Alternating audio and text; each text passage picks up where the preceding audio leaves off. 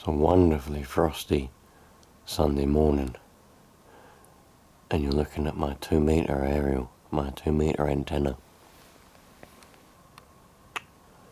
with cobwebs hanging down. That looks so cool, all frosted up.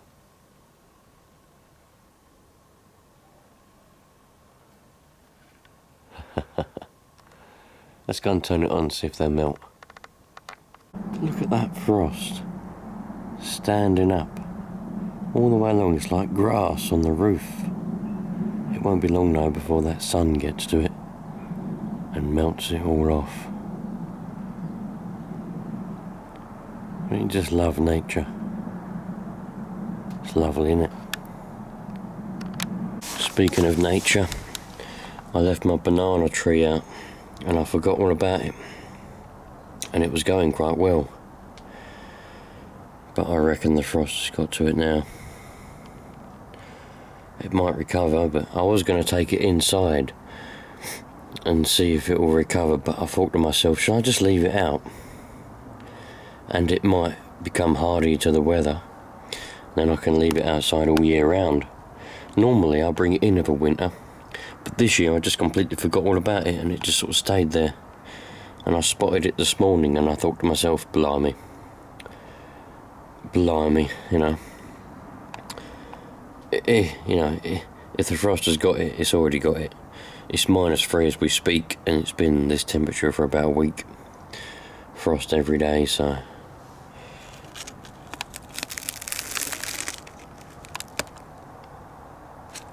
If it's dead, I think it's already dead. I know banana trees can live outside in this country, but I think that's once they're big and hardy, isn't it? You lot tell me, but I reckon that's had it. I don't reckon there's any point in bringing that indoors now. But I think I'll leave it there, and it might come back in the summer. You never know. Well, good morning, you lot. How are you all doing? What a lovely day it is. It's a lovely Saturday morning, nice and frosty, and -3 degrees, and that's just perfect. I love it. Do you know what? This winter, this year in fact, has probably been the most sort of seasonal, not wintry, it was a seasonally year for many years, because we've had a good hot summer, and then it went to sort of like a mildish, autumny sort of thing, and now it's gone to a winter, like. It's nearly Christmas, but it's actually gone down. We've been in the minuses now for about a week. It's been -2, -3 degrees all day long, yeah, for about a week now. At least where I live it has been, according to the temperatures and everything that I look at. I know some people are going to say, well, it's not been what I am. Well, that's your problem. But it's brilliant. So one thing I've got to do, I've got to get my coat out of the car because I left it in the car. And then I'm going to go and do a few things. I need to get the old pneumatic out. I need to go and vacuum out the car. I've still got these, that one there and that one there. These are the ones I'm going to keep, by the way. I keep getting asked, I keep getting questions. I keep saying, people keep asking me, when are you going to do more videos on vacuum cleaners? Well, I don't do them anymore, do I? You know, I tried to start up a business, repairing them and selling on vacuum cleaners. Everybody seemed to think that I liked vacuum cleaners. I don't mind vacuum cleaners, but I don't particularly like them. You know, they were a business opportunity for me. I wanted to try and start a business repairing them, buying old ones, repairing them and selling them on, and then eventually I wanted to start buying and selling new ones. That was the plan. But just because I kept buying and selling vacuum cleaners doesn't mean I like vacuum cleaners. Certain ones I liked. I like the Henrys and pneumatics because they're useful and they do look alright. But the older ones I like. I like old antique stuff. That's why I started collecting the Kirbys, because they're old, and the old Hoovers, because they're old and they've survived a long time, and that appeals to me. The fact that they're a vacuum cleaner makes no difference. That's why I like old telephones, for example.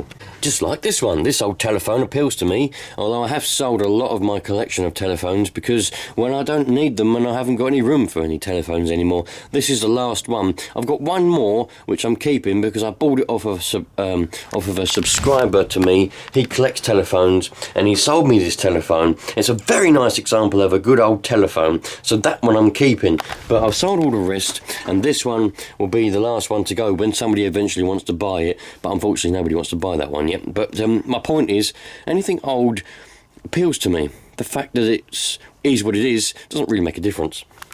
I wanted to give the car a wash today, but all that's frozen on, and no doubt the tap's frozen as well. So I think I'll leave it for today, and I'll just do the insides. But I do need to do it soon because the old MOT's coming up.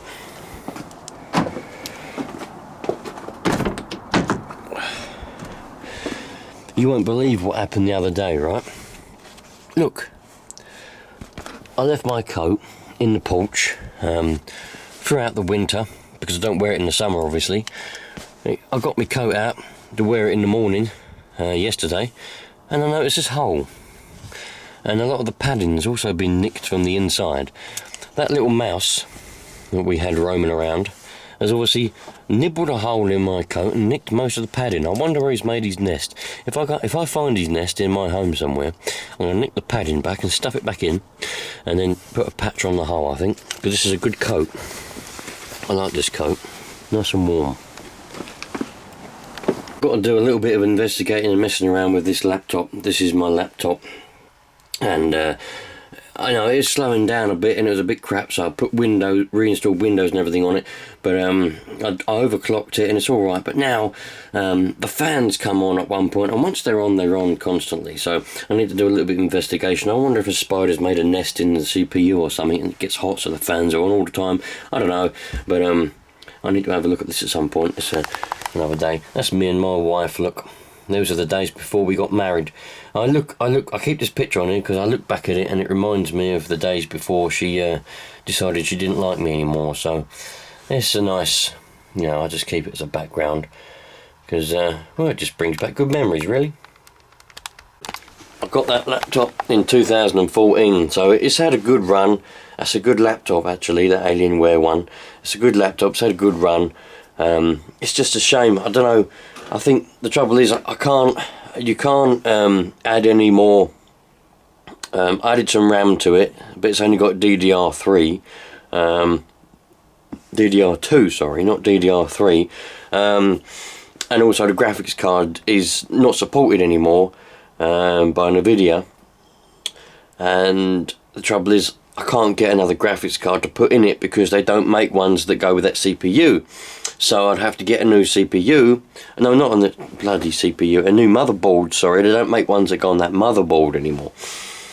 But then the trouble was, my current CPU, which is an Intel i7, won't go on a new motherboard. So basically I'd have to get a new CPU, new motherboard, new RAM, the whole lot basically. And a new graphics card. I'd spent ages looking everywhere, on all the websites. I went to PC World, just because they do this free thing in PC World where you can ask the tech guys, or know-how, whatever they're called. And I didn't want them to actually do it because I do it myself. I can fit computer stuff. I played around building computers when I was a kid. That's what happened. I used to love doing that. But I wanted to see if I could take it to them, and they'd say to me, "Yeah, we can sell you all of that. We got all this stuff." But even they said, you'd need to get everything new, so you might as well just buy a new laptop, which is the trouble. By the time I've spent all that money buying a motherboard, a CPU, a graphics card, and new RAM, and then by that point the hard drive's going to be no good and out of date because it ain't a solid state hard drive. There is a solid state hard drive for the cache, whatever you want to call it, cache, whatever I pronounce that bloody word.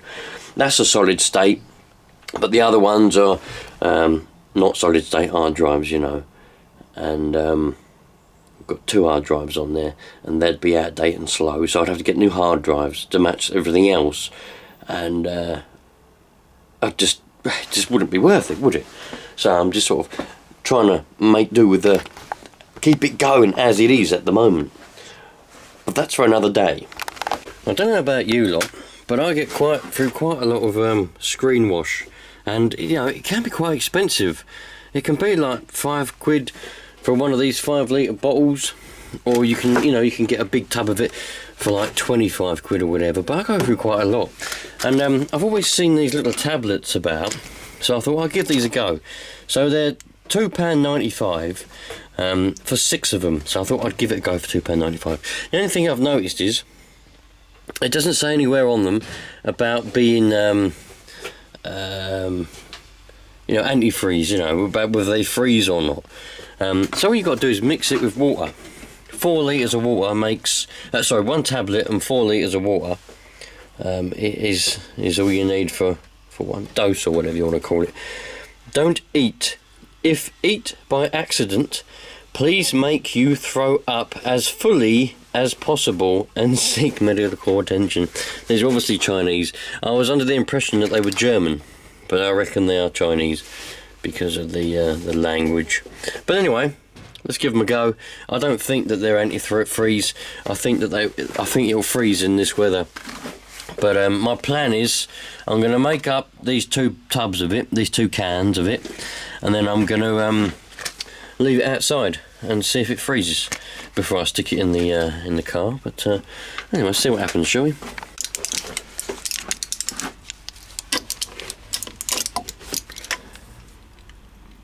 Put the lid on and give it a shake, I suppose. I don't know about you lot, I don't know whether it's going to thicken up or darken up over time, but I've given them a shook. It seems like very, very weak screen wash, doesn't it? I don't know, I think that'll freeze, but it might not, I don't know. But hopefully it starts to get darker as the tablet dissolves fully, and yeah, we'll see what it's like. Hey, check this out, you lot, doing a little bit of laminating. I always laminate any of the kids' sort of achievements or drawings, even these little drawings that my daughter done, all laminated. I make sure that I laminate all the good ones because it keeps them, like these ones I've yet to laminate, but I was made to put them on the wall and they were drawn down. I put them on the wall now. I was like, I want to laminate them first. No, put them on the wall. So I put them on the wall, but I'm going to take them off and laminate them now, because that way, hold on a sec, little minion.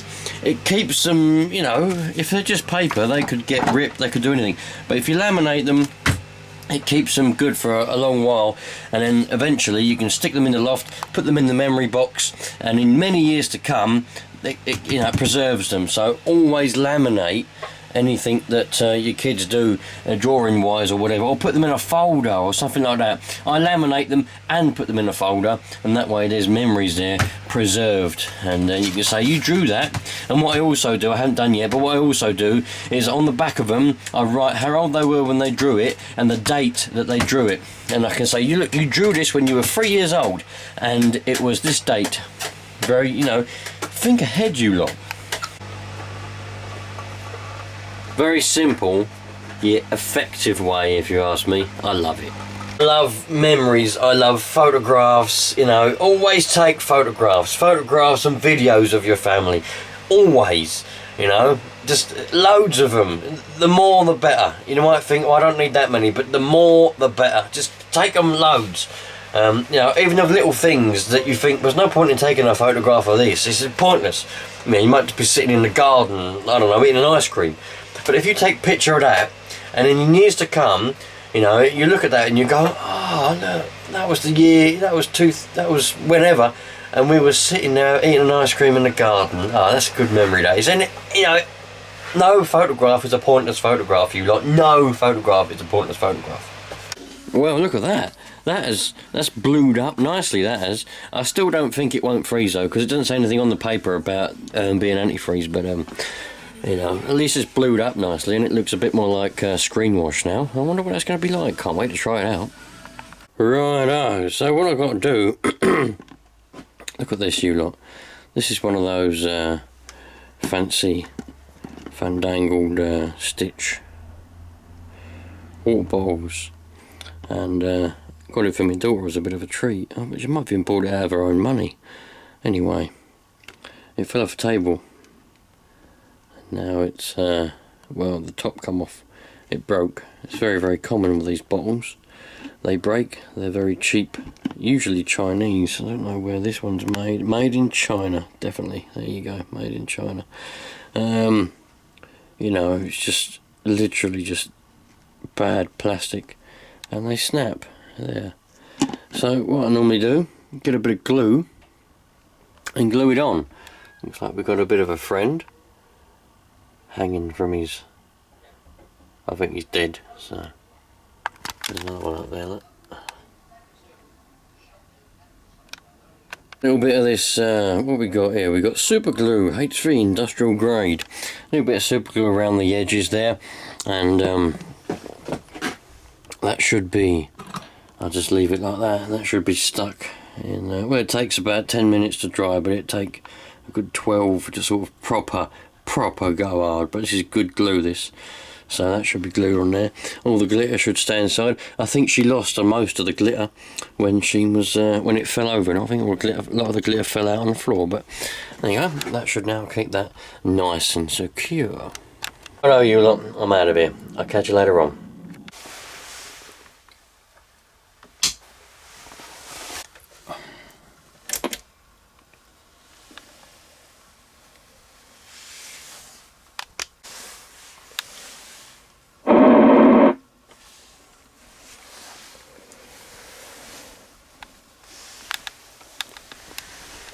G1HQQ, G1HQQ, are you about? From M6XSZ?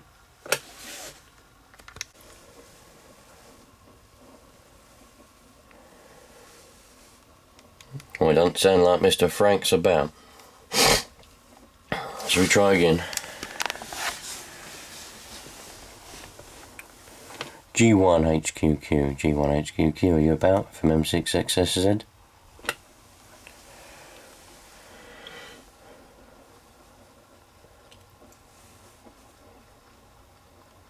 Doesn't sound like we got any Franks.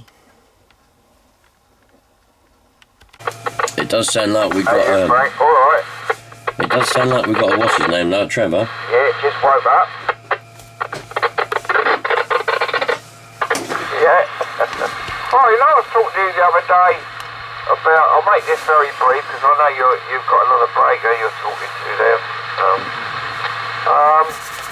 And I said, when I had the boat, they came along with mirrors and sticks, and they go along having a look underneath your boat about the anti-fouling. Do you remember the discussion? Well, what they were looking for was red lead. Trouble is, because my noise is above 9, I can't hear the other breaker.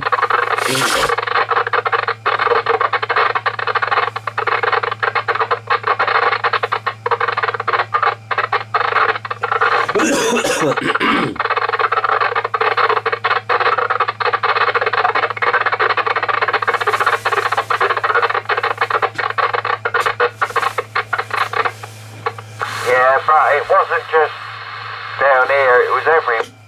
They had a big purge on it. Yeah, a big brightener, so no one would use it. And hey, it probably worked. But I did find out that the big tankers and that out at sea, they're all red-leaded, so I was told. I don't know. Trevor, copy?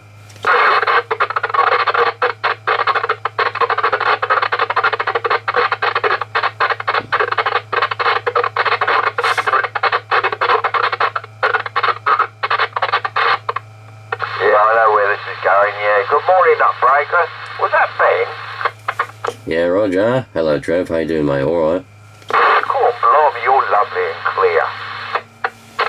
Oh, good. Thank you very much. So are you there, mate. How's it going? All right, still in bed talking to Frank in Shrewsbury Nance. Oh, was you? I was just trying to talk to him on the other radio. That's it. That'll explain why he wasn't on that one, wasn't it? Wouldn't it? Yeah, Roger. Frank, can you copy Ben?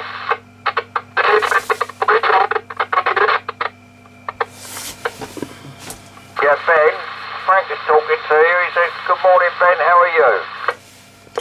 I know he's there, mate, because but I can't understand. I can't get him. He's well below the noise, unfortunately. But tell him I said good morning.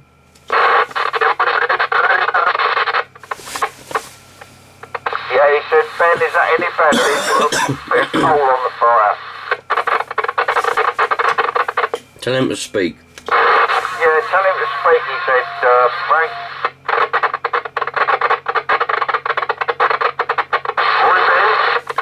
Oh, just about got that. You just about went above it there, Mr. Frank. Good morning. Yeah, morning, mate. I say, it's the other way round now, isn't it? Cool, blimey, we can never get it right, can we?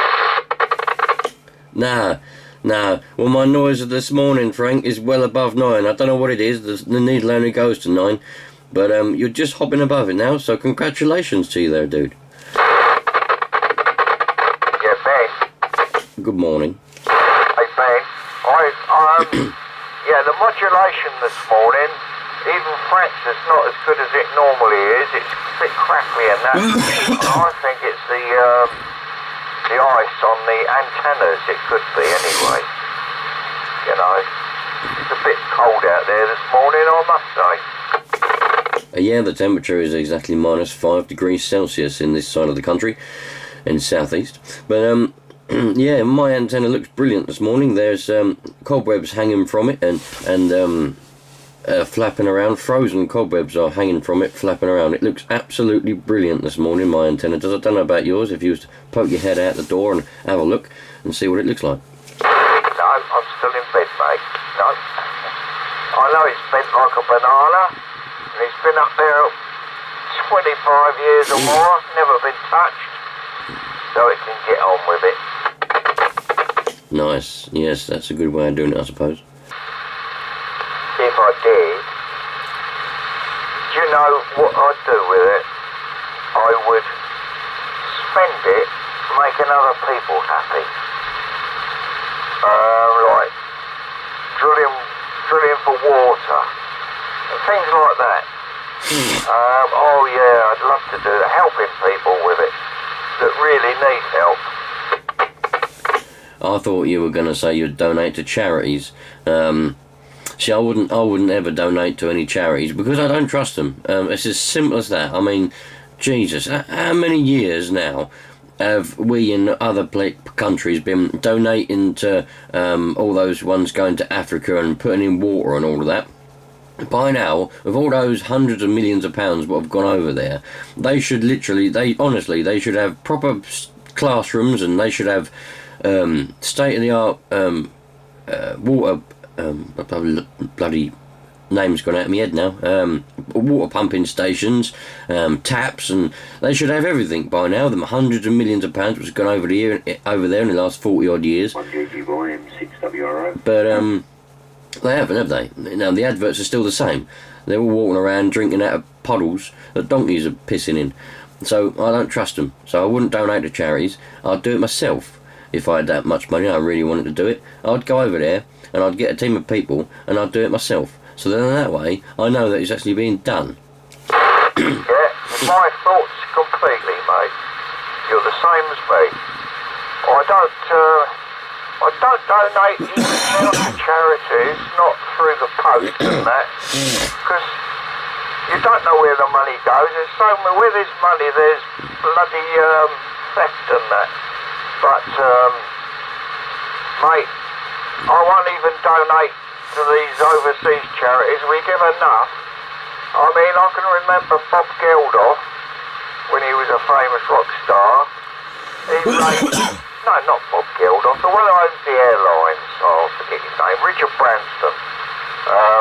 He raised hundreds of millions of pounds, sent to Africa, and he bought them all ploughs for their field, tractors, you name it, it all went out there to help them. And he went back 5 years later, and the bloody things were all broken to pieces. There were chickens and everything. Nothing worked. He trained all the blokes up to be engineers to maintain them. No. It just didn't bother, mate. And half the money goes to bloody armaments. You know, it goes out of the military. Well, that's kind of what I mean, you know, you know, those countries, they're the way they are for a reason. And the reason is the people that live in those countries, they're not interested, do you know what I mean? You could give them everything, as you just said that Richard Branson did. Do you reckon he made Branston pickle, by the way? Don't know. But, like he did. And they just destroyed it all. And, they, you know, I know exactly what you mean. It's just that's the reason those countries are the way they are, you know. because the people are like that. I don't know. It's a crazy place, a crazy world. But like I say, if I had that amount of money and I really wanted to do some charity work, I would do the charity work myself. I wouldn't donate to any charities because, well, you know, all those hundreds of millions of pounds going out to different various charities. How much money are the executives taking? How much money are all the other people taking? How much of it really goes to the charities? You know, goes to the end cause? You don't know, do you? And it's the unknowing that I don't like. Yeah, Roger. I saw on BBC Two. It was called a programme called New India. So let's take off the plate. There's a fan there and another fan there. Let's take off the back plate of this Alienware laptop and see, because what's happened is, so you turn it on and it'll be alright for, I don't know, let's just say 5 minutes. And then the fans kick in full blast, right? You could just be sitting on the desktop, not even working hard. The fans kick in full blast, and they stay on full blast, and they don't go off. So I've played with all the settings. I can't work out why the fans come on full blast and stay on full blast. So my thinking is maybe a spider's made a nest in there, or not a mouse wouldn't get in there, but maybe there's a spider nest in there or something on the CPU, and so it gets hot and the fans come on full blast, but it can't cool it down because there's a spider nest around there somewhere, so it's just getting hot and the fans are on full blast. Maybe that's what it is, I don't know. I know there's no dust in there because, well, there might be a bit of dust, but no dog hair or cat hair. I don't have dogs or cats. And I used to, when this was in full operation indoors, I used to clean this out regularly to stop any dust building up around the CPU, but there might still be some because we've got some dust staining there and a little bit of dust staining along there. So let's take off this plate, a couple of screws, and slide it off and see what we find. Hopefully I'll find something in there, and that means that solves the problem of the fans, because it is very, very distracting and very annoying. And when you're trying to work away, then fans are going all the time. And not only that, they do actually cool really well. So it means if you've got your hand by the exhaust, instead of getting nice warm air on your hands, you get freezing cold air on your hands, and yeah, the whole keyboard gets really cold. I'd rather it just work as it's supposed to work. So, I've undone the 2 screws what holds it on. Let's slide it back and see what we have. Absolutely nothing. Okay. I was hoping that it would be stuffed full of dust and cobwebs or whatever, but it ain't. It's got bloody nothing in there. There's the RAM, 4 GB, made in China. Jesus Christ. Now, I remember I upgraded the RAM a few years ago for some better RAM, 4 gig. I did want to get some more, but the RAM was expensive. I don't know what that was, a bit of a mouse poo or something. Well, that's a shame. Not stuffed full of dust. I don't know why the fans come on full blast. It must be something in the settings and I just don't know how to rectify. If any of you lot know what the problem might be, as I say, you turn it on and literally it'll be on for a couple of minutes, you know. You log in and it goes to the desktop, and before you've even got a chance to actually open any programs for it to actually do any work, the fans will come on full blast, as if it's really trying to cool itself down. You know, like if you work in like a game or something and the fans will come on full blast, won't they, because it's working hard and getting hot. Well, it ain't hot, right? You can touch it, nothing is hot, but the fans are on full blast. So there's obviously, maybe the sensors, I don't know where the sensor would be. If any of you lot know whether the sensor would be or what the reason is for this, please let me know, and then I can fix it and I can get on my merry way editing videos and making videos for you lot with a laptop that actually functions the way it's supposed to.